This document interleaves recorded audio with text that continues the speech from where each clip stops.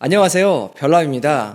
아이폰을 쓰시는 분들이라면 공감하실 텐데요. 아이폰은 통화 녹음이 안 되잖아요. 이것 때문에 여러 가지로 불편한 일들이 많이 생기는데, 가령 부동산 같은 걸 계약할 때도 이제 주인이 어제는 이 가격을 불렀는데 다음날 눈 떠보니까 다른 가격을 말할 때도 있죠. 이럴 때 통화 녹음이 안 되면 정말 할 말도 없고 불편하기도 합니다.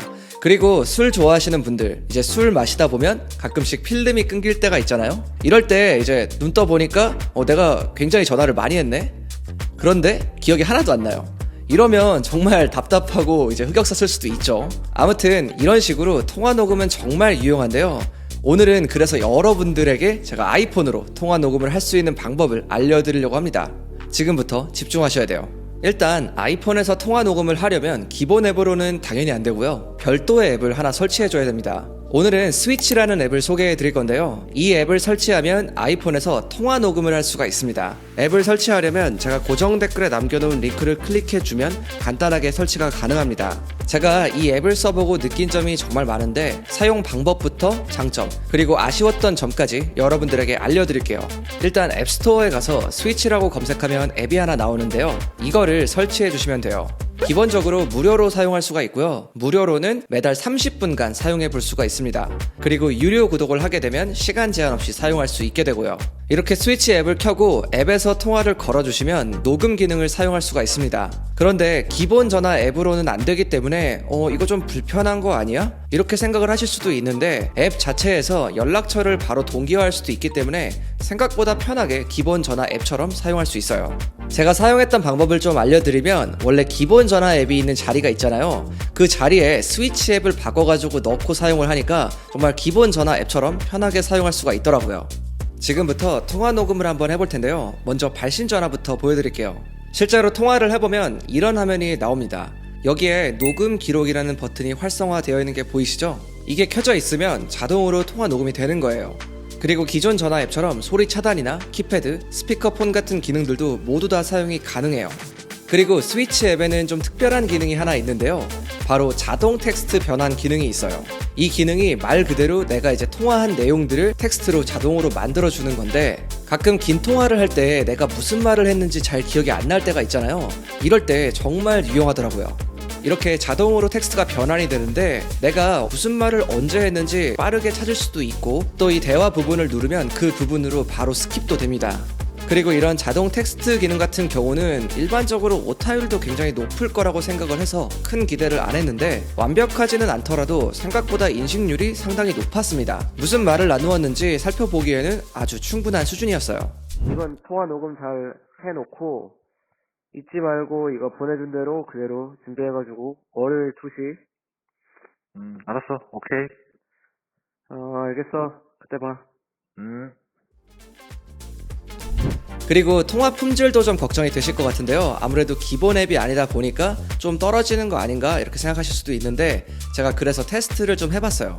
친구들이랑 좀 통화를 많이 해봤는데 뭐 좀 차이가 있냐 이렇게 물어보니까 별반 차이를 못 느끼더라고요. 그래서 이런 부분에 대해서는 딱히 크게 걱정하실 필요는 없을 것 같아요.